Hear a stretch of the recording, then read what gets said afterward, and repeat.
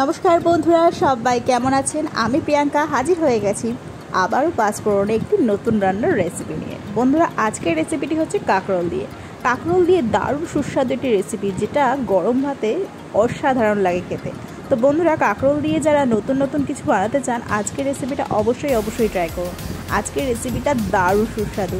তো শুধু গরম ভাত আর এই রেসিপিটা জাস্ট অসাধারণ। তো চলুন দেরি না করে চলে যাই সোজাসুজি রান্নায় কাকরোলের রেসিপি তৈরি করতে। প্রথমে বসিয়ে নিয়েছি কড়াইটা বেশ ভালো মতো গরম হলে আমি এর মধ্যে দিয়ে দেবো সর্ষের তেল। অবশ্যই এই রান্নাটা সর্ষের তেলেই করতে হবে, তাহলে কিন্তু ভালো লাগবে। সর্ষের তেলটা বেশ ভালো করে কিন্তু গরম করে নিতে হবে।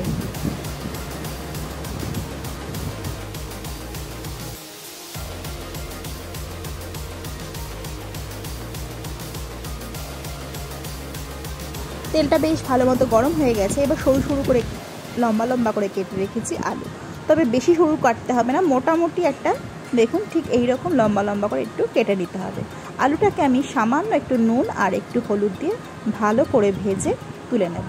এমনভাবে ভাজতে হবে যাতে আলুটা বেশ নরম হয়ে যায় এবং হালকা কালারে চলে আসে। আমি এর মধ্যে সামান্য একটু নুন আর একটু হলুদ দিয়ে দিচ্ছি।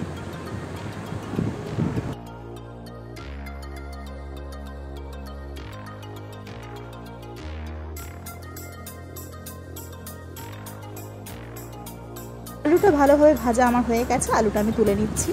এবার ওই তেলের মধ্যেই আলু যেভাবে কাটা হয়েছে সেভাবেই করে কাঁকরোল কিন্তু আমি ভেজে তুলে নেব।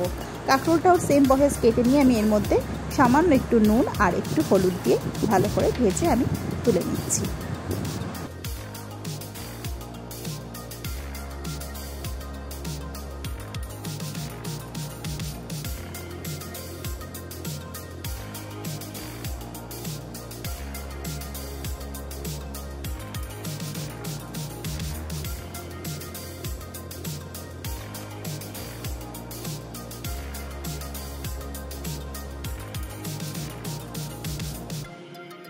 কাঁকরোলটা ভেজে আমার তুলে নেওয়া হয়ে গেছে।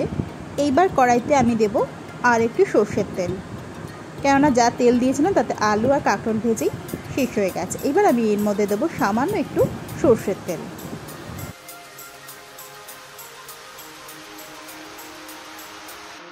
এইবার এই তেলের মধ্যে দেবো বড় সাইজের একটা পেঁয়াজ কুচি। পেঁয়াজটাকে ভালোভাবে ভাজা করতে হবে, একটু হালকা নরম আর একটু হালকা কালার আসা অবধি পেঁয়াজটাকে ভেজে যেতে হবে।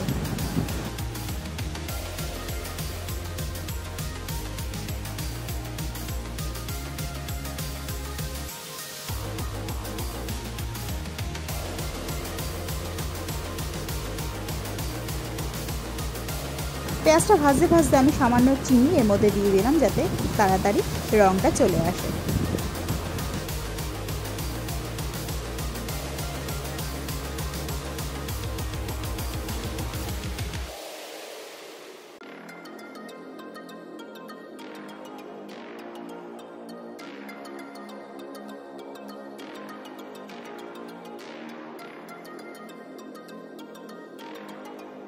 মোটামুটি নরম আর হালকা কালার চলে এসেছে। এইবার আমি এর মধ্যে দিচ্ছি সর্ষে বাটা। আমি বড় চামচে 3 চামচ সর্ষে ভালোভাবে বেটে নিয়েছি। সেই বেটে রাখা সর্ষেটা এর মধ্যে দিয়ে দিলাম, আর দিয়ে দিয়েছি 3টে মতো কাঁচা লঙ্কা। ভালো করে বেটে আমি এর মধ্যে দিয়ে দিয়েছি। এবার সর্ষে পেঁয়াজের সঙ্গে ভালো মতো একটু কষিয়ে নিতে হবে। তেলটা যতক্ষণ সেপারেট না হয়ে আসছে ততক্ষণ কিন্তু ভালোভাবে মশলাটাকে কষিয়ে যেতে হবে।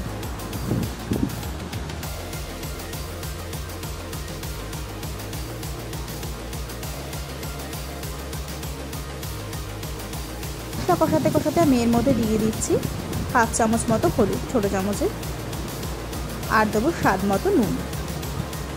চিনি আমি আগেই দিয়ে দিয়েছিলাম, চিনি আর দেওয়ার প্রয়োজন নেই। নুনটা স্বাদ মতো দিয়ে দিতে হবে। এবার সামান্য একটু জল দিয়ে মশলাটাকে কিন্তু খুব ভালোভাবে কষিয়ে নিতে হবে।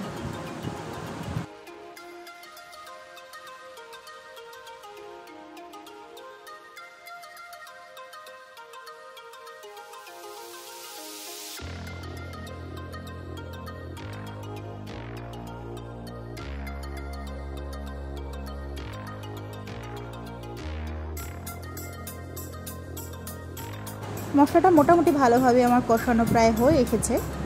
দেখুন তেল ছাড়তে শুরু করে দিয়েছে অল্প অল্প করে। এবার ভেজে রাখা কাঁকরোল আর আলুটাকে আমি এর মধ্যে দিয়ে দেবো। আমি কিন্তু এই রান্নায় কিন্তু খুব একটা জল আমি ইউজ করিনি, আপনারাও কিন্তু করবেন না। একদম ড্রাই খেতেই কিন্তু দারুণ লাগে। গরম ঝরঝরে ভাত হবে আর শুকনো শুকনো মেখে কিন্তু ভালো লাগে। অনেকে যারা ভাতে যদি না খেতে চান রুটি দিয়েও খেতে পারেন, সেখানেও কিন্তু দারুণ লাগবে খেতে।